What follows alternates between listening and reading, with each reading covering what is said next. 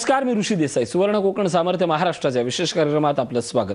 या कार्यक्रमाच्या निमित्तानं आपण शेती आणि शेतीपूरक उद्योगातील श्रीमंती आपण जाणून घेत असतो आणि या सगळ्या क्रांतीचे प्रणेते म्हणून ज्यांच्याकडे पाहिलं जातं ते सुवर्ण कोकणचे संस्थापक अध्यक्ष सतीश परब आपल्यासोबत आहेत. त्यांच्याकडून जाणून घेऊया या सगळ्या शेतीतली श्रीमंतीबद्दल आणि ही श्रीमंती महानगरापर्यंत आपण पोहोचू शकतो का, लोकांमध्ये काय भावना आहे आणि या सगळ्याच्या निमित्तानं आपण या सगळ्या गोष्टी करत असताना आपणाला हे शक्य आहे का, जाणून घेऊया सतीश परब यांच्याकडून. परब, स्वागत आपलं. खरं तर महाराष्ट्रात मागच्या आठवड्यातलं जे चित्र होतं ते अगदी अतिशय विदारक होतं. 31 जुलैपर्यंत एक तारीख होती, तारीख वाढवण्याचे संकेत मिळत होते, पण खरं तर या सगळ्यात भ्रमनिरास होता आणि पीक विमा समोर, बँकासमोर एक फार मोठ्या रांगा दिसत होतात. दोष सिस्टीमचा आहे, दोष दुष्काळाचा आहे, यापेक्षाही चर्चा करण्यापेक्षा रांगेतल्या शेतकऱ्यांनी काय करू शकतात, काय वाटतं? रांगेमध्ये होत्या का माहिती ऋषी, सगळ्या बाजूने तो एकदम नाडला गेलाय शेतकरी पीक कर्जाच्या ह्याच्यात मागे. आणि ते हे पद्धत जी आहे ना ती खूप चुकीची आहे. त्यांच्यावर लाठीमार करणं, त्यांना अमानुषपणे हे करणं, मारहाण करणं, असं कुठेतरी शेतकऱ्याला माणूस म्हणून पण आपण म्हणून बघितलं पाहिजे असं यांना वाटलं पाहिजे. आणि होतंय का हा स्फोट होतोय ऋषी, ज्या पद्धतीत तो विस्फोट होतो आणि पण तो स्फोट सगळा दडपला जातोय. मागे शेतकरी आंदोलनाच्या बाबतीतही असंच झालं की होतंय काय माहिती आहे, त्याचा तो ज्वालामुखी आतमध्ये खतखतत असतो, त्याला अगदी टोकाची भूमिका घ्यायला आपली परिस्थिती त्याला भाग पाडते. आणि मग ह्यातून त्याला कायमस्वरूपी बाहेर काढण्याच्या नुसत्या बाताच होत आहेत, नुसते पॅकेजेस, मोठ्या मोठ्या गोष्टी. त्यापेक्षा त्याला प्रॉपर काय मदत करता येईल आणि त्यांच्याकडे तेवढा संयम आहे, त्यांच्याकडे मेहनत करण्याची तेवढी तयारी आहे, सगळ्या गोष्टी आहेत. फक्त त्यांना तो मार्ग दाखवणं खूप गरजेचं आहे ऋषी. जसं मी मागे बोललो होतो की आपण वृक्ष लागवड करतो, 4 कोटी काय 14 कोटी काय, हे वृक्ष आहेत कुठे? गेल्या वर्षीचे मोजा, तुम्हाला किती 4 लाख तरी त्याच्यातून भेटत आहेत का? तीच गोष्ट ह्या वर्षीची. ह्यापेक्षा जर समजा चंदनाची झाडं ठेवली दिली असती तर शेतकऱ्यांना, चंदन आहे, मिलिया डुबे आहे, तुमचा खजूर आहे, त्याच्यानंतर अजगर आहे, त्याच्यानंतर तुमचे मोहगनी आहे, अशी झाडाची तुम्हाला एक चांगला नफा, शाश्वत नफा शेतकऱ्यांना देतील अशी जर झाडं लावली तर आपलं वृक्ष लागवडीचं टार्गेट सुद्धा पूर्ण, जे तुम्हाला आपल्याला मिळवायचं आहे. आणि दुसरी गोष्ट, शेतकऱ्याला 4 पैसे त्याच्या हातात भेटतील. जी गोष्ट ह्या लॉंग टर्म ह्याच्याबद्दल, व्यवसायाबद्दल आपण बोलतो, तसेच काही शॉर्ट टर्म कोर्स आज तुम्ही बघा ना, आपण म्हणतो शेतीमध्ये नापिकी आहे, हे सगळं मान्य आहे. मग तरीही शेतकरी हजारोच्या संख्येने दर आठवड्याला कसा काय कार्यशाळांना येतो? ह्याचा अर्थ त्याला शिकायचा आहे, ह्याचा अर्थ त्याला स्वाभिमानाने जगायचा आहे, ह्याचा अर्थ त्याला मेहनत करून 4 पैसे कमवायचे आहेत. मग जर तो पैसे खर्च करून पदरचे कार्यशाळांना 400, 500 किलोमीटरवरनं येतो आणि शिकतो, तर मग जर यंत्रणेने, ज्या सरकारने जर मनात घेतलं तर खूप मोठा बदल येऊ शकतो. गेली 70 वर्ष आपण त्याच गोष्टी मिळवतोय की बाबा शेतकऱ्यांना हे दिलं पाहिजे, शेतकऱ्यांना पायावर उभं केलं पाहिजे, शेतकऱ्यांच्या शेतमालाला बाजारपेठ दिलं पाहिजे. ठीक आहे, पण देणार कधी? आणि ते जर तुम्ही देऊ शकत नसाल एवढ्या वर्षात, कारण तुम्ही कृषीप्रधान देश म्हणून तुम्ही मिरवता आणि एवढं असून जर तुम्ही त्यांना स्वाभिमानाने जगाला जे जुजबी काही गोष्टी लागतात बेसिक, त्याही समजा देऊ शकत नसाल तर सरकार आहे काय आणि नाही काय, काहीच फरक पडत नाही ना ऋषी. आणि सरकार आहे ही भावनाच नाही आहे शेतकऱ्यांमध्ये. काल आम्ही नाशिकला होतो, मला वाटतं रविवारी आमचा कार्यक्रम होता, सकाळी 10, 10:30चा कार्यक्रम होता. सकाळी 4:30 वाजल्यापासून शेतकरी तिथे लाईनीत उभे होते. का तर कार्यशाळेला मला जायचं, आतमध्ये शिकायचं आहे आणि नव्याने श्रीमंती साध्य करायची आहे. म्हणजे त्यांनी अजूनही आशा सोडलेली नाही, त्यांना अजूनही शिकायचं आहे. पण तो विश्वासार्हता जी सुवर्ण कोकणच्या बाबतीत लोकांमध्ये आहे गेल्या 3 वर्षात, ते उत्तरोत्तर वाटतेच आहे. त्यातली 1% सुद्धा विश्वासार्हता या प्रशासकीय यंत्रणेवर बिलकुल नाही आहे ऋषी. हा पराभव आहे या यंत्रणेचा आणि त्यातून काहीतरी आता बोध घेतला पाहिजे. अन्यथा यांचे जे हाय आहे ना शेतकऱ्यांचे, तुम्हाला कुठच्या कुठे घेऊन जाईल. शेतकरी येतात, शिकतात. तुम्ही जर त्या दिवशी नाशिकला बघितलं असं ना, मुंगीला देखील वाव भेटणार नाही एवढी प्रचंड गर्दी होती, एवढी प्रचंड गर्दी की रस्त्यावर पूर्ण ट्रॅफिक जाम झालं होतं. एवढ्या गाड्या होत्या, शेतकरी लांबून लांबून, विदर्भापासून शेतकरी आले होते, अकोल्यावरनं होते, खुद्द कर्नाटकमधनं शेतकरी आले होते. हे शेतकरी येतात, श्रीमंतीची नवीन समीकरणं समजून घेतात आणि प्रत्यक्ष कामालाही लागतात ऋषी. मग हे जर एखादी NGO, म्हणजे तुम्ही जर बघा, आम्हाला कुठलंही पाठबळ नाही आहे, ना आर्थिक ना सामाजिक ना कसलाच, मग एक साधारण एक चळवळ, एक संस्था शेतकऱ्यांना सोबत घेऊन जर एवढ्या मोठ्या पद्धतीने काम करू शकते तर यंत्रणेला ते अगदी सोपं आहे ऋषी. पाठबळ सोडा, आम्हाला कुठे हॉल घ्यायचे असेल ना त्याच्यातही आम्हाला कन्सेशन भेटत नाही. आम्ही ज्या मोफत कार्यशाळा घेतो महिन्याला, त्याला जवळजवळ एवढा 30 ते 40 हजार प्रत्येक कार्यशाळेला खर्च होतो. 8 ते 10 कार्यशाळा आम्ही महिन्याला घेतो ऋषी. किमान 8 ते 10 हजार शेतकरी तिथे येतात, प्रशिक्षित होतात. पण त्या कार्यशाळांसाठी लागणाऱ्या जागासुद्धा, हॉलसुद्धा आम्हाला प्रचंड पैसा भरून घ्यावे लागतात. आणि ही विटंबना आहे या महाराष्ट्रातले. नक्कीच या सगळ्याच्या निमित्तानं आता जेव्हा आपल्या समोर शेतकरी येतात मोफत कार्यशाळेच्या निमित्तानं किंवा कार्यशाळेच्या निमित्तानं का होईना, त्यावेळी लोकांमध्ये एक उत्साह दिसतो. आणि सगळ्यात महत्त्वाचं म्हणजे आपण आता पीक बदलण्याची आणि सगळ्यात महत्त्वाचं म्हणजे मानसिकता बदलण्याची जी गोष्ट आहे ती आपण मशागत करतोय. लोकांच्या काय भावना असतात? नक्की ऋषी, लोक पीक किंवा मानसिकता असं नाही, ते स्वतःलाच बदलायला येतात की आता नव्याने आपण बदल करूया आणि नव्याने आयुष्याला सामोरे जाऊया. जे व्यवसाय आपण पारंपरिक पद्धतीने गेली 60-70 वर्ष 3-4 पिढ्या घेतोय, त्यात नक्की काय आधुनिक बदल केला पाहिजे हे त्यांना जाणायचं असतं. आणि ह्या कार्यशाळांमध्ये ज्या अपेक्षेने ते येतात त्या अपेक्षा त्यांच्या परिपूर्ण होतात. तिथे त्यांना सगळे ते मार्ग समजतात. नक्की शेळी पालनात कसं होतंय लक्षात घेणं. आमच्याकडे जे प्रशिक्षणाला लोक येतात, शेळी पालनाचं प्रशिक्षण घेतल्यावर त्या प्रत्येक व्यावसायिकाचे शेळ्या या 40 ते 50 किलो वरतीच वजन भरतात. मग अगोदर त्या 15-20 किलो का राहतात. मग हे जे शास्त्र आहे, नेमकं काय करावं लागतं, नेमका कुठला चारा किती प्रमाणात कसा द्यावा, हे जे आम्ही शिकवतो ना ते इतरांनाही साध्य आहे. मग इथे प्रशिक्षण घेतल्यानंतर प्रत्येकाच्या ज्या शेळ्या 40-50 किलोला भरतात, म्हणजे जिथे ज्या शेळीची किंमत 4 ने 5 हजार रुपये भेटायची ती सरळ 10 रुपये झाली, 10,000 झाली. म्हणजे सरकार 5 वर्षात दामदुप्पट शेतकऱ्याचं उत्पन्न करेल न करेल, पण एक कार्यशाळा मात्र सुवर्ण कोकणची नक्की करते ऋषी. जी गोष्ट शेळी पालनाची तीच गोष्ट कुक्कुटपालनाची. आज कुक्कुटपालनातले अनेक पैलू जे आहेत ना ते कधी लोकांसमोर आलेच नाही आहेत. आज कुक्कुटपालन म्हटलं की आम्हाला फक्त त्या सफेद उलट्या टांगलेल्या बॉयलर कोंबड्या समजतात. पण त्याच कुक्कुटपालनामध्ये काल आम्ही जेव्हा नाशिकमध्ये शेतकऱ्यांशी बोलत होतो, त्यातले काही शेतकरी उभे राहिले, त्यांच्याकडे ती आकडेवारी सुद्धा आहे की साहेब आमच्या अख्ख्या नाशिकला 15 लाख अंडी दररोज लागतात आणि 3 लाख अंडीच आम्ही फक्त इथे तयार होतात. बाकीची सगळी अंडी आंध्र किंवा इतर राज्यातून विकत घेतली जातात भूक भागवण्यासाठी. मग हे जे विकलं जात आहे, ज्याला शाश्वत मार्केट आहे, त्या गोष्टी ह्याच्या मोठ्या प्रमाणात उत्पादित करण्यासाठी प्रोत्साहन असं का नाही दिलं जात आहे. का त्यांना सांगितलं जात नाही की कुठली जातीची कोंबडी आहे जी तुम्हाला 300 ते 340 अंडी देऊ शकेल.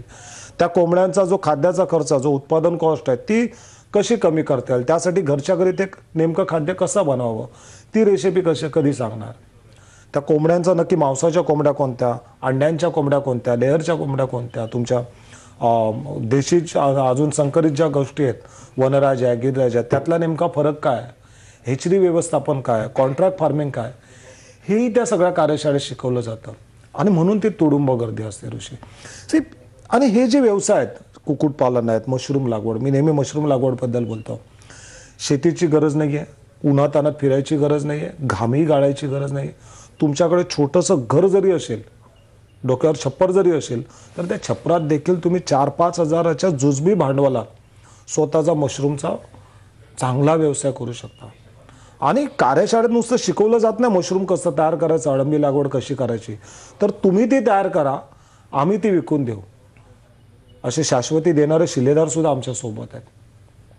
आज पुण्यामध्ये तुम्हाला सांगतो, दररोज 100 ते 125 किलो मशरूम आमचे शिलेदार उत्पादित करतात. आणि राम नाईक असतील, इतर शिलेदार आहेत, ते विकून देखील देतात. अच्छा, ते विकतात कुठे? गोव्यापासूनच्या ऑर्डरी त्यांच्याकडे आहेत. पुणा कुठे, गोवा कुठे, मुंबई कुठे. मग ही जी शाश्वती आहे की तुम्ही पिकवा, विकण्याची काळजी करू नका, तुमच्याकडनं जर नाही विकलं गेलं तर ते आम्ही विकूनही देऊ. ही जी शाश्वती ज्या पद्धती शिलेदारांकडे आम्ही, आणि नुसतं मशरूममध्ये नाही, शोभिवंत माशांमध्ये देखील तुम्हाला 8x6 किंवा 6x2 त्या छोट्याशा पाण्याच्या टाकीतून सुद्धा महिन्याला हजारो रुपये गॅरंटीड भेटतील.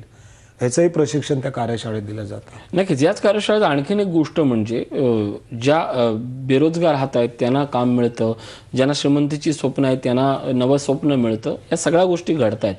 पण वेल सेटल आहेत त्यांच्यासाठी देखील अल्टरनेट, ज्याला आपण गुंतवणुकीचा ऑप्शन म्हणून देखील शेती, आणि ती गुंतवणूक करत असताना मानसिक आधारभूत म्हणून देखील सुवर्ण कोकण, ही आज अशी पण अनेक उदाहरणं असतील. अशांबद्दल काय सांगा? नक्की तुम्हाला सांगतो, रोहिणी काहीतरी नाव आहे, रोहिणी, त्यांचं आडनाव मला आठवत नाहीये. ही गृहिणी इथे बदलापूरला राहायची, तिचे मिस्टर सौदीला कामाला, आणि ह्या रोहिणी मॅडम कधी एकट्या साध्या भाजी आणायला सुद्धा ट्रेनमध्ये पण गेल्या नव्हत्या. आज लग्नाला त्यांच्या जवळजवळ 20-25 वर्ष झाली. त्यांची मुलगी रशियाला असते, जसे मिस्टर सौदीला असतात तशी मुलगी रशियाला MBBS करते. त्यांचं शेवटचं वर्ष त्या मुलीचा. कालच्या शिलेदार मीटिंगमध्ये सांगत होती ती मुलगी स्वतःहून पुढे आली. बोलते का सर, माझी मम्मी कधी बाजारात सुद्धा एकटी गेली नाही, पण ही यूट्यूबवर कंटिन्यू सुवर्ण कोकणचे कार्यक्रम बघत होती, तुमच्या मुलाखती बघत होती आणि तिला राहवलं नाही म्हणून ती एक दिवशी घाटकोर ऑफिसमध्ये आली. त्या दिवशी मी त्यांच्याशी बोललो आणि कार्यशाळेला येताना ती मात्र एकटी आली. आणि ती आली, कार्यशाळा दादरची अटेंड केली आणि बदलापूरला जायचं होतं आणि ट्रेनवर लिहिलं होतं बेलापूर. ती बेलापूरला गेल्या आणि रात्री 11 वाजेपर्यंत नुसत्या फिरतातच. हा झाला पहिला अनुभव. पण आज तेच महिलेने, त्याच रोहिणीताईंनी 2 एकरवरती हळद लागवड केली आणि तीही कोणाचा आधार न घेता भाड्याने जमीन घेऊन. एक लक्षात घ्या, मी गृहिणी म्हणून, सामान्य हाऊसवाईफ म्हणून किती दिवस जगणार आहे ही ओळख घेऊन. माझ्यात ते पोटेन्शियल आहे, माझ्यात ते सामर्थ्य आहे, माझ्या कुटुंबाला हातभार लावायचा, संसाराला हातभार लावायचा. मग मी घरी बसून काय करायचं आहे? मग असेही व्यवसाय आहेत की जे तुम्ही नोकरी धंदा सांभाळून, घराचे संसाराची जबाबदारी सांभाळून सुद्धा फावल्या वेळेत 2-4 तास जरी दिले तरी हजारो रुपये कमवू शकता. आणि ते सप्रमाण सिद्ध केलं आमच्या रोहिणीताईंनी. असे कितीतरी उदाहरणं आहे. आमच्या 76 वर्षाच्या वैशाली सबनीस असो, 72 वर्षाचे आमचे कोकणातले काका असो, जे फिश फार्मिंगसाठी मुंबईत 3 दिवसाच्या कोर्ससाठी आले आणि आता त्याने स्वतःचा व्यवसाय सुरू केला. अशी असंख्य उदाहरणं आहेत ऋषी. आणि वेल सेटल आपण ज्यांना बोलतो, आपण वेल सेटल कधीच नसतो, आपण ते मानतो किंवा दुनिया म्हणते. वेल सेटलचा नेमका अर्थ काय लावावा? की तुमच्याकडे एवढी संपत्ती आहे की तुम्हाला पुढचं भविष्य तुमचं अतिशय उत्कृष्ट राहा, की तेवढा पैसा नाही आहे.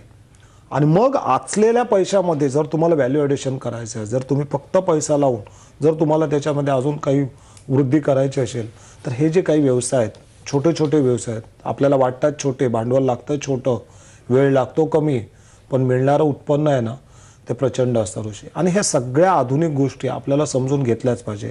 आणि सुवर्ण कोकणच्या ज्या कार्यशाळा असतात त्याच्यामध्ये ह्याच नेमक्या गोष्टींवरती बोट ठेवलं जातं ऋषी. उद्या आम्ही ह्याला आनंदाश्रम रायतडेला पारनेरला आहोत, मोफत कार्यशाळा. पण ह्या मोफत कार्यशाळेमध्ये नुसतं पारनेरचंच कशाला, दुसऱ्या दिवशी आम्ही ह्याला मुंबई किंवा ह्याला तुमच्या नाशिकला जी कार्यशाळा आहे इथे सगळे हेच विषय घेतले जाणार आहे. मशरूम लागवड, चंदन लागवड, शेळीपालन, कुक्कुटपालन आणि शोभिवंत माशाचे. हे असे विषय आहेत ना, ते तुम्हाला हमखास नफा देतात. इथे निसर्गाचं किंवा इतर कुठल्याही गोष्टीचं काहीच चालत नाही. इथे चालतं फक्त आणि फक्त तुमचं. तुम्ही मनात आणलात तर तुम्ही त्याच्यात प्रचंड पैसा कमवाल. तुम्हाला अडवणारा कोणच नाही, ना निसर्ग आहे, ना परिस्थिती आहे, ना तुमचं दुर्दैव आहे. फक्त तुमचा तो निग्रह झाला पाहिजे मनाचा. एकदा तो निर्धार पक्का झाला ना तर सुवर्ण कोकणचे शिलदार तुम्हाला मदतीस हजर आहेतच. प्रत्येक टप्प्यावर तुम्हाला सगळी मदत करतील. तुम्ही माल तयार करा, तो विकायला देखील मदत करतील. पण तुम्हाला ते झोकून द्यायचं आहे. करायचं म्हणून करायचं नाही, मनापासून करायचं. एक स्वप्न, एक ध्येय डोळ्यासमोर ठेवून करायचं आणि मग बघा सगळं चित्र बदललेलं दिसेल. नक्कीच हे चित्र बदलण्यासाठी नेमकं आपण काय, कुठल्या पद्धतीनं तयार असणं, म्हणजे सर्वसामान्य प्रेक्षकांच्या मनामध्ये हा प्रश्न आता निर्माण झाला असेल की मला हे सगळं पटतंय, मला सहभागी व्हायचंय, तर काय केलं पाहिजे? पहिली गोष्ट कशी माहिती आहे ऋषी, असं बघून होत नाहीये की ती आतमधून ती चीड निर्माण झाली पाहिजे, तो राग आहे असला पाहिजे की आपण तोचपणा जगतोय, ज्या पद्धतीत आपण जगतोय आपण समाधानी आहोत का आपल्यावरती? तुमची मुलं बाळं, तुमचे आई वडील, तुमचं कुटुंब ज्या सुखाला पात्र आहेत ते सुख आम्ही देतोय का? जर उत्तर नाही होत असेल आणि त्याचा तुम्हाला पश्चाताप होत असेल, तुम्हाला वाटत असेल की आजवर जे अपमान झाले त्याचा सूड घ्यायचा आहे, आता आपल्याला स्वाभिमान जगायचा आहे, 4 पैसे आपल्याला शाश्वत कमवायचा आहे, आणि मग तुमची शिकण्याची तयारी हवी. आणि तरच तुम्ही ह्या कार्यशाळांमध्ये या. समजून घ्या की कुठला व्यवसाय आपल्याला जमू शकेल. आपल्याकडे आजूबाजूला असलेली भौगोलिक परिस्थिती म्हणा, तुमचं असलेलं तुटपुंज भांडवल म्हणा, तुमच्याकडे उपलब्ध असलेला वेळ म्हणा, ह्या गोष्टी सगळ्या लक्षात घेऊन कुठला व्यवसाय मला यशस्वी करू शकतो, कुठला. आणि मग एकदा तो निर्धार झाला की नाही मला ह्या व्यवसायात मला करिअर करायचं आहे, तुम्ही त्याचं एखादं DVD असेल, त्याचं प्रशिक्षण असेल ते घ्या आणि मग या. तुम्हाला जी लागेल ती मदत, म्हणजे व्यवसाय उभारणीपासून ते त्याचं मार्केटिंग करेपर्यंत, त्याला बाजारपेठ मिळवून देपर्यंत लागणारी सर्वतोपरी मदत सुवर्ण कोकणचे शिलदार तुम्हाला करतील.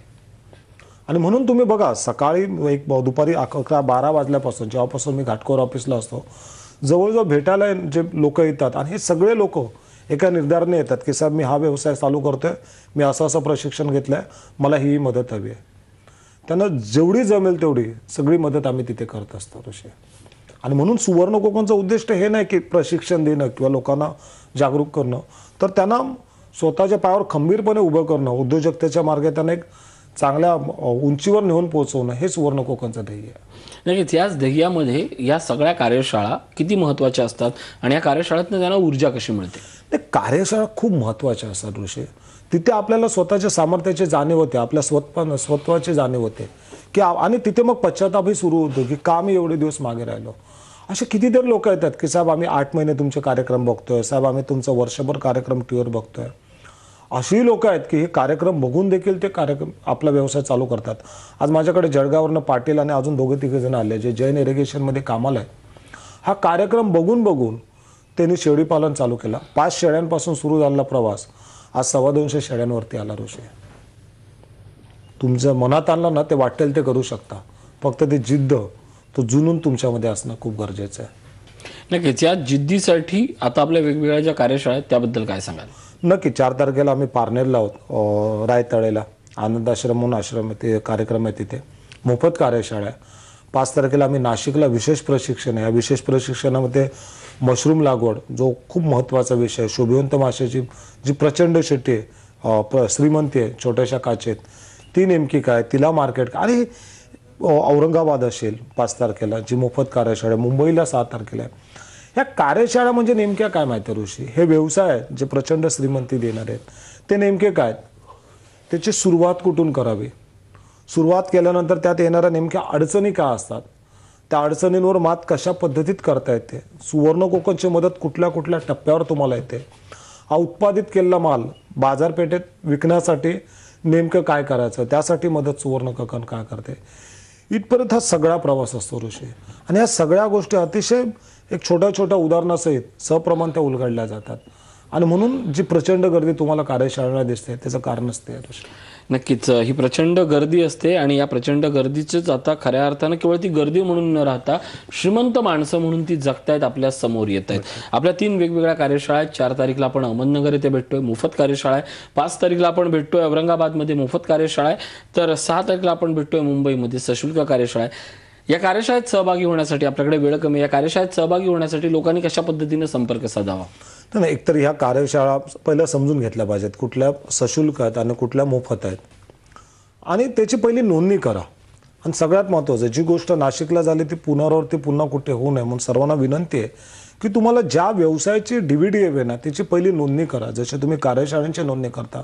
कारण खूप वाईट वाटतं ऋषी, जेव्हा बुलढाणा, अकोला, लांबून लांबून लोक येतात कार्यशाळेला आणि DVD साठी जातात आणि त्यांना DVD भेटत नाही, तेव्हा आम्ही खूप निराश होतो.